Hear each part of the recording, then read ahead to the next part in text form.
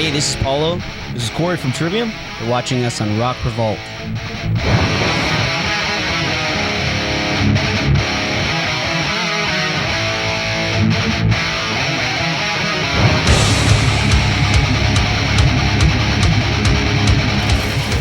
Hey Rock Revolters, this is Bradford, and I'm sitting here with Corey and Paulo from Trivium. How are you guys doing, guys? Doing well. We're, where are we? Wichita, Kansas. We're hanging out at the Cotillion, the famous Cotillion. The round mound of sound is what they call It's it. been here for a while, hasn't it? It has. I think it's been here since the 50s, I believe, so maybe a little bit older than that.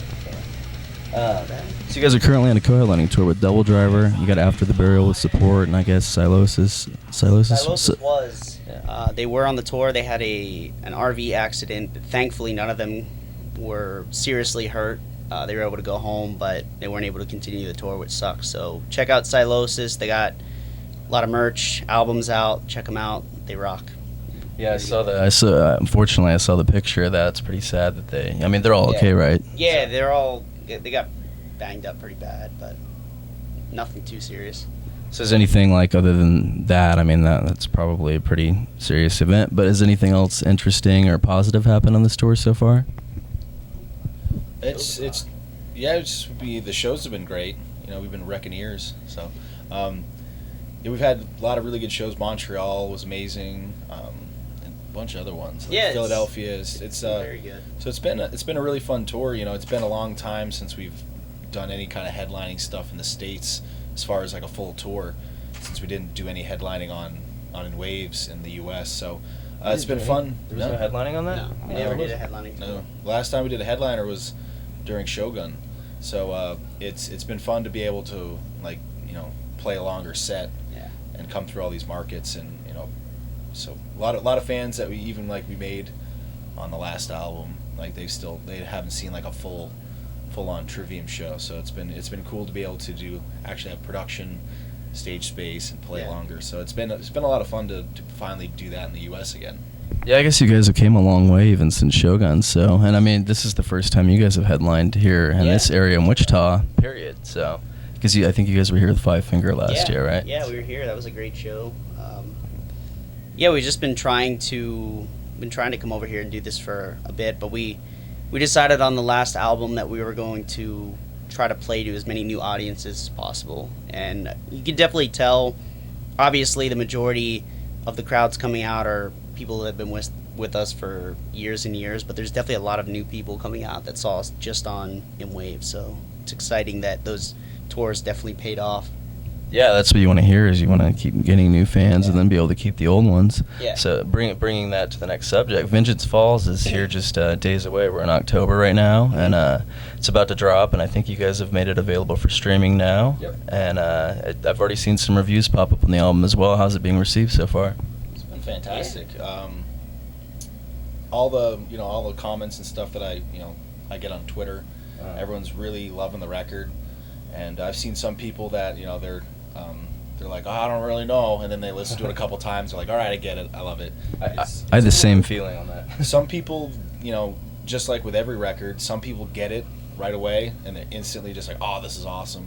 And then some people, I don't know what their expectations are going into it, thinking what they want it to sound like, and if it's not that. Ascendancy Part 2. Yeah, they. That's even changed. Now it's all Shogun. Really? Shogun's the masterpiece now. The album that came out and everyone was saying the same thing they say.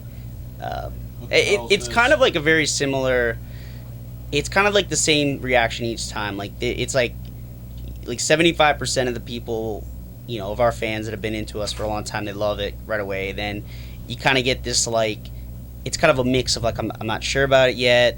Then they get into it, and then the people are like, oh, it's not like X album, but now it's gone more from Ascendancy to Shogun, which is actually kind of surprising. It's cool because we've been playing a lot off that album, but I don't know, I think we've kind of each album we definitely try to retain a lot of the elements from everything we've done. We just keep trying to push our sound forward, and I think the reason that we're here 8-9 years later, still on tour, still breaking new ground with places we go, is because we haven't stagnated. We haven't stuck to a formula, and we have everything. We have the screaming, the singing, the guitar solos, riffs, and everything. It's all in there. It's just we don't write songs in that structured format of we need to have screaming in the verse, we need to have a really clean chorus, and then we need a breakdown in the middle. Like, if you want to listen to stuff from 2004, 2005, I mean, just go on Spotify and go listen to albums from that era. We want to just do what we want to do and have fun. And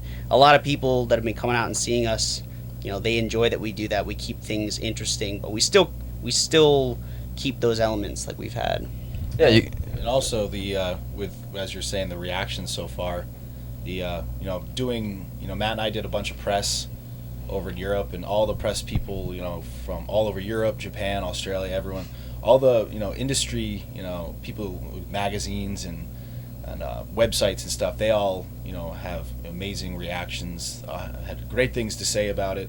And also the fact that our new record, like, even like 2 weeks before it coming out, it already had pre-sold more than what In Waves did the whole time before it came out. So it seems like on all the kind of like the pre-album fronts, it seems to be that the success of In Waves, and then what people have heard, or now they've heard the whole record, but even before, when they just heard a couple tracks, it seems like the excitement level is at a the highest it's been before we've put out a record before. So it's really cool to see just that natural word of mouth excitement from the fans.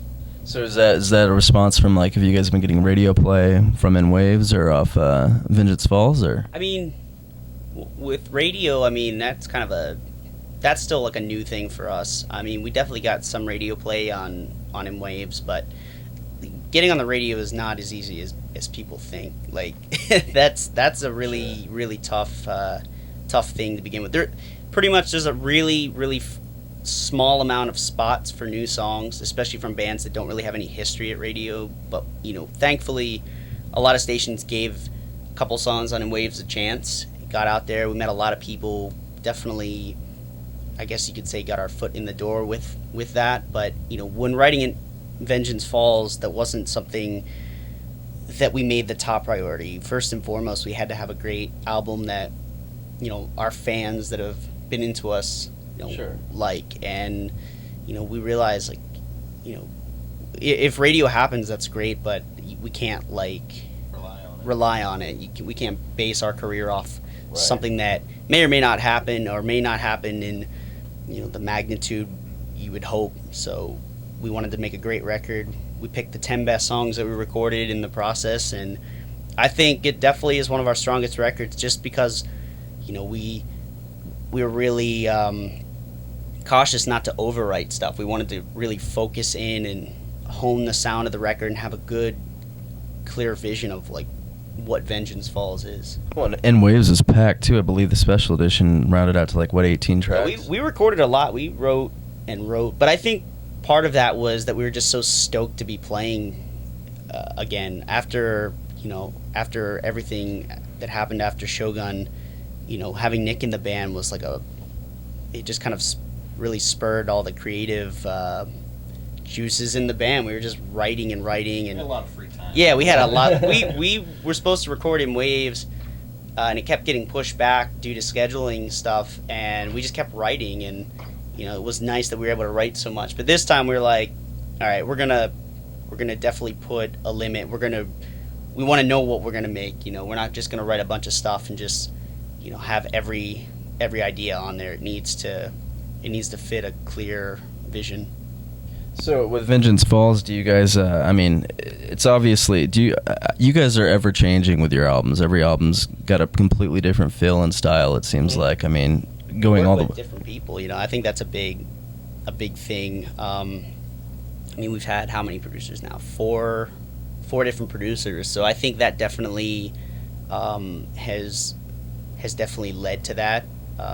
I've said before, like, every producer definitely leaves, like, their mark on the band. We always want a producer that's sort of a fifth member and someone who's going to give us ideas and critiques, and that's the purpose, in my opinion, of a producer, is to come in there and be like, you know what, you guys are great, but we can make this even better by doing this. And we've been lucky that we've had such great producers, and that have had every record be defining and stand apart on their own.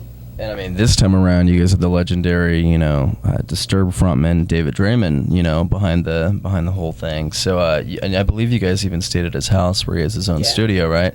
Yeah. What did he bring to the table that maybe, not in like a sense of less or more, but like, what individual talents did he bring to the table to, come show out on Vengeance Falls? The cool thing about working with David is, he's, in a band that's recorded records, toured, and he's like obviously a peer, and he's been in our shoes, and now he's in the producer's chair. Yeah. So we had a very easy like kind of communication, like talking about songs, doing pre-production.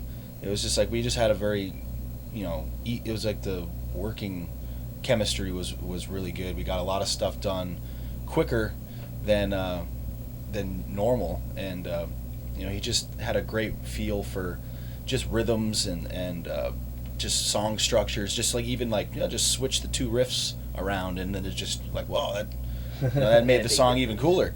So, and also on the vocal front, having someone that's actually a classically trained vocalist in a rock metal band, and you could tell with Matt's voice on Vengeance Falls. I noticed it's he brought a lot out of him. I think with Matt too, like he was able to, like, being a singer himself, he knows what it's like when you've pushed past like where it's good for your voice, and when you've fatigued yourself, and to have someone that's very mindful of that, not because he's just produced a lot of singers, because he's a singer himself, since he's been through a lot of these same things.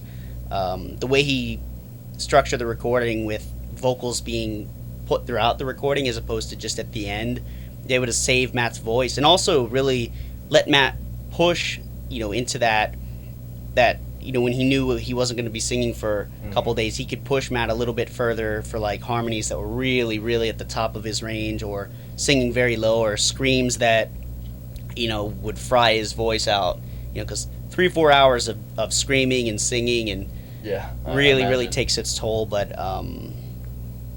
that's like Corey was saying, he's been in our situation, and having someone that's been there and is mindful of those things, and mindful of like, we're gonna have to actually play this live, and that really it just gave us some extra thing in the studio that we'd never had before. So it's definitely strengthened the recording. It's definitely strengthened the recording itself. So is it bringing an improvement to a live show too? I mean, is Matt singing? I mean, you sing as well, and then you scream, right? So I mean, I think Matt has never sounded stronger as a vocalist. Even on the older material, I think David definitely gave him a lot of tips on just vocal, not just warm-ups, but just taking care of your voice, and ways to help yourself get through rough patches if you do kind of come on, or if you go on tour and that just happens, which it always you'll have. And people have just been saying the vocals have been sounding great live between Matt and I's harmonies, Corey screaming. I mean, we all were there when it was happening, so it was kind of like the students listening to the guy that's been doing this for a long time. And I gotta say, a lot of the, like, one thing he suggested that I've been trying to do is warming up earlier in the day, especially if you have a lot of interviews, or if you're going to be talking a lot. And that's definitely saved my ass so far on this tour. Cool. Yeah, I mean, I imagine that you have to take care of your voice throughout all times of the day, right? Yeah, when we did the tour over in Australia and Mayhem with Disturbed, I mean, David was like very, very strict with the voice, even probably more so than I could ever be. But when people are depending on you sounding great every night, and that comes first before anything. So is there any chance of maybe David, guesting on one of the future upcoming songs, maybe a B-side, or? He didn't. He wanted us to, to do the album and be the focus, and he wanted to just be the producer. And I think that was probably the wise thing. We wanted people to just judge it based on it's just us doing this, and I think that was probably the best bet, But who knows? Maybe in the future, if it's for something cool like a movie or something, they want us to do a song. Who knows? That'd be awesome. Yeah. What about maybe you guys plan on touring with Disturbed, maybe, or is it something that could happen? They come out of hiatus and they ask. Oh, you good know? point. Yeah, I guess they're in hiatus. Well, Device is still there. Yeah, always a possibility. I'm sure we'll do some shows next year on some of the festivals here with him.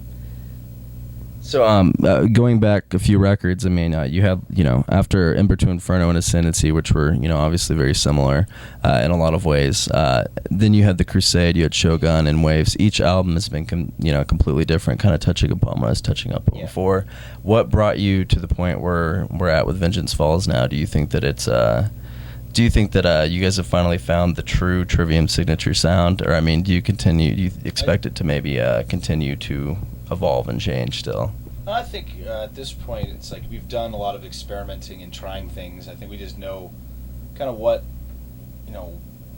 we do best, and I think after In Waves, we definitely didn't want to go make another like drastic left turn. We kind of had to solidify something. Right. So we kind of took definitely Vengeance Falls stands on its own. Like it's very unique compared to the other records, but I think going from In Waves, it kind of carried what we started on that record, and we just were able to make things bigger and more defined and just make, I think, just better songs. It really draws upon some of the other stuff as well. I mean, a lot of comments I've seen from people is, kind of reminds me of this album and that album, but it's all very seamlessly done. We didn't do it with that intent. It's stuff that's just ingrained in us. That's how we write. And we didn't go in there trying to play like a different style or something that wasn't us. But yeah, I think we definitely, it sums up what we've been doing and where we've been. And like Corey said, it's just we focused on the songs, making the biggest songs. And for the album, the 10 songs, we wanted them to flow and just feel like, wow, that was the right amount, that was perfect. It all makes sense together. You had to kind of hone in, I'm sure. Did you guys have to, I mean, as big and epic as a lot of your guys' songs are, did you guys have to cut out a lot of, trim a lot of fat? Did David push you guys to? We actually did the opposite on some songs, like Brave This Storm, To Believe. We would have, the basic, I guess, foundation for a part, and then we would just kind of going from, write, a really simple riff. You're like, oh, this is a cool hook. And then you just kind of, and we're like, it's too simple, and you just add to it. And keep the basic same feel of it, but just add more movement in the riff, and then there's a lot of layers in the song. Yeah, there's a lot of layers. It's a little bit more it's a little bit more technical-ish, than you kind of if you actually sat down and played some of the songs, it's a lot more going on than I originally thought. So more along the lines of technical on the side of Shogun, or Shogun was more progressive, right? In Waves, honestly, we just went in there first and foremost, we wanted to make the riffs big. We wanted the songs to be great, and it's technical for us because we have to sing and play a lot of the stuff. So stuff that might be simple to one person playing the part is night and day difference when you have to sing over it. Brave the Storm was, that was a challenge for Matt to get that part down because a lot of the vocals totally neglect what the guitar is playing solely because we wanted those layers and the different elements, vocals, guitar riffs, and everything to have their own. I think the way David might have put it was, rhythmically being different from each other, and that kind of created things being bigger. And whereas Matt might have gone along with the riff more in the past, we didn't think about that. It was let's write the best vocal line to this part, and figure it out later. I noticed it seemed like some of the biggest surprises on the album were kind of towards the end of it too, towards the later tracks, which same thing with In Waves. I actually really, really loved the tracks towards the end of that as well. So coming up on the tail end of this, so there's only two of you right now, but so what are some of the certain bad habits that you guys have developed on the road that, looking to your left or looking to your right, what are some of the bad habits that Corey has? What are some of the bad habits that Paulo has? I don't know. I mean, we've kind of... Well, I mean, you guys live in a tin can basically together, so you got to probably pretty tight ship on here, man. Pretty compared to other bands, I don't think we really have our bus is never messy. It's very clean. No one's ripping blunts in the back, stinking up the bus, or smoking. Drugs on the bus. We never have problems going across the border. No one's been arrested. Yeah. So it's... They're all stories I've heard before. Yeah, I mean, maybe, that's something you do in the beginning, but it kind of becomes a pain in the ass when you're waking up in filth, and I don't want to be around that shit. I gotta live here, so. Especially when you're this cramped on like 6 to 10 people or something like that. Common courtesy, I think any bad habits we've kind of stomped out as they've come up. Is there something you've learned to appreciate from each other, like being on the road? Anything that. Humor. Yeah, we have pretty fucked up humor. Mm-hmm. Yeah. It's pretty entertaining, but most people, unless they're on our bus or around us constantly, like they don't get it. Like we've thrown out like just some random humor that we normally talk on the bus that cracks us up, and like we threw it at one of the guys from Devil Driver, and he was just like, "Why is that funny?" And we're just like, "Nah, you don't get it." So it's like, and everyone that we bring into the crew, because we try to keep like a pretty stable crew. Like most of the guys who are on tour with us have been with us for a while, and then we've added like new people to that group. And it's funny to see like someone like after like 2 weeks on tour with us, they developed the humor, they get the humor, they join in on it. Like it's funny to see like how people. But at first they're all stiff and. No, they just like right, yeah, because it be some pretty. It makes things go a lot smoother on tour. If you can laugh. We say a lot of crazy stuff. The rest of us are laughing, and you're on. You said something pretty crazy, because usually Matt'll be hanging around and just be like, "What the fuck?" Like, Jesus Christ, guys. So he's the mature one, or what? No, secretly inside. He loves it, but he doesn't want to admit it because it can get pretty fucked up. Yeah. So actually, I have a question for you then. As far as riders, what's the most goofy or screwed up thing you put on a rider before? You ever done anything outlandish? We're lucky when you get riders, because like if they get cut, then you gotta eat like Triscuits all day and shit. So our rider in the beginning was terrible. It was like Jägermeister and Reese's Pieces, and that's because that's from what was it, Corey? Corey from God Forbid. Like, yeah, man, you get a rider, you get like Reese's Pieces and shit. Yeah.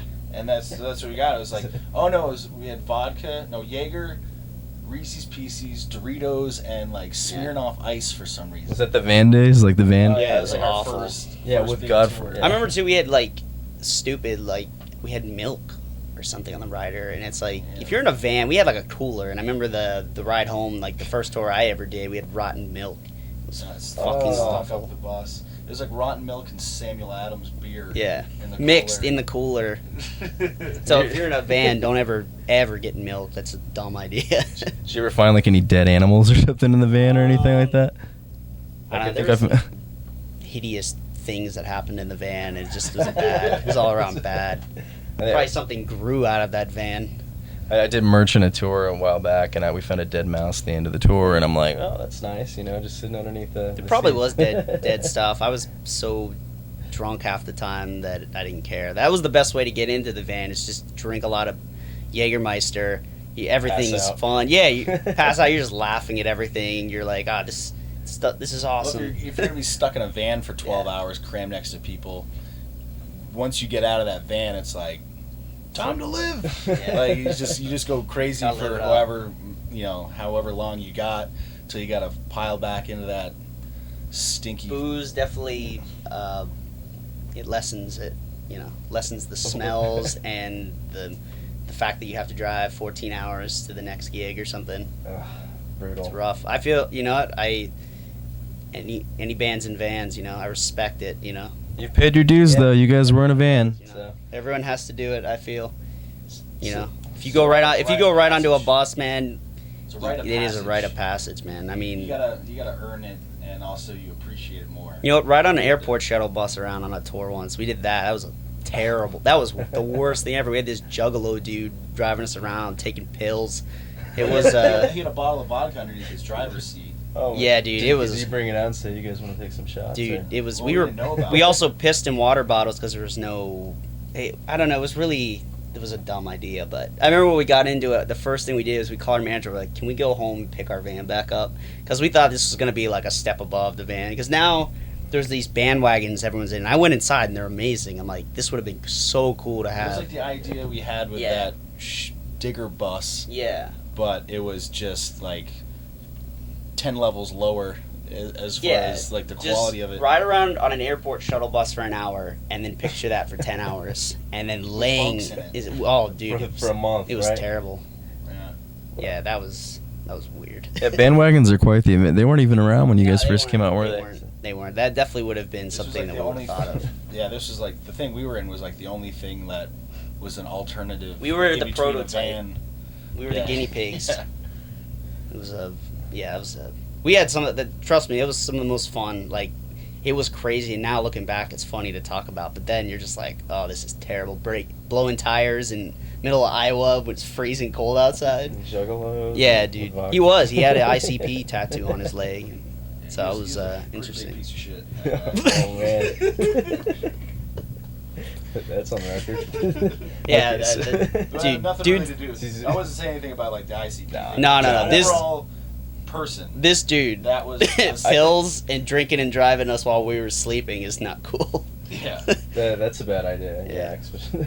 So my final question for you guys is, What is something that you guys would like to accomplish, like a bucket list item before you pass away? Like maybe something that, like just something that doesn't even have to be music related necessarily, just something you'd like to accomplish in your lifetime.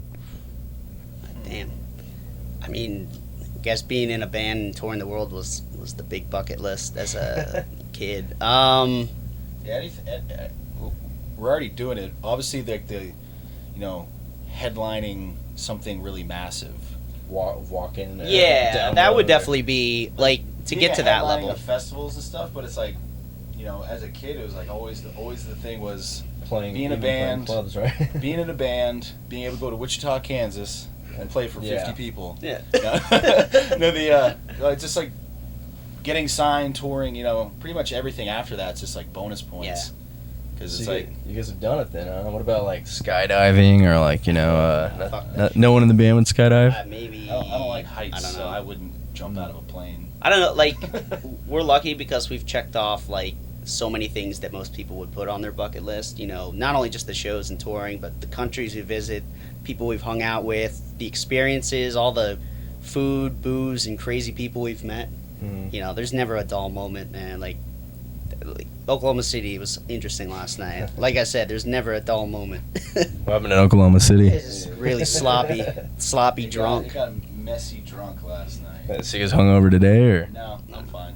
He Awesome. put it down, but he I was He can- on autopilot last night, so Sounds fun. Bring it to Wichita. just picture a really, really divey bar in the middle of nowhere that had a lot of interesting people at it that were giving us free booze all night. So it was Diamond Ballroom around that area? Yeah, Oh, yeah. okay. That's Yeah, the so- best stuff, though, Sure. man. That makes for So the it best was- it stories. was- Is that the bar right in front of the Diamond Ballroom? Little Okay, I've been there. Dick's. I've drank there. It's called Little Dick's Halfway In. Little Dick's That is the Halfway greatest so name ever. we went in and we came back out totally Different people. Yeah. Inebriated. Yeah, I don't think any of us really remembered leaving the place, and That place is an interesting bar. It's literally the definition there's of a some dive bar. But interesting Yeah. But I'm sure all the fans are really getting drunk after. All so of you them. probably. I mean, it was- Did you even have to pay for a drink last night? no, that was the problem. It was just like, oh, you want to do a shot, and then someone else comes up and like, you want to do a shot. And next thing you know, you like had like 10 shots in like we're a couple we're minutes. a traveling and- party, wherever we're at, we could set up in the middle of a field and crazy shit happens if there's alcohol. So it's the best part. Atlanta was a good party. Yeah. Well, wrapping this up, where can we find Vengeance Falls? Where? I believe there is a special edition in Best Buy if you want an actual CD.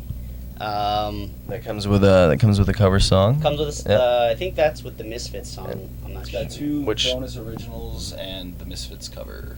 And then iTunes, Spotify, whatever a fi there is next week that they come up with, you And then can. apparently that one Whatever, fan but- on the chat who kept mentioning Yeah, someone kept Pirate at Pirate Bay. If you want to go on Pirate Bay and download a virus, go ahead. Be an asshole. At Yeah. least come to a show and buy a shirt if you're gonna do that, right? I think downloading is like so like antiquated already. It's like when you got Spotify, it's like I really want to get a terabyte full of shit and have to like save it forever. I'd rather just if you're gonna download the music on Pirate Bay, you may as well get Spotify. I think it's better.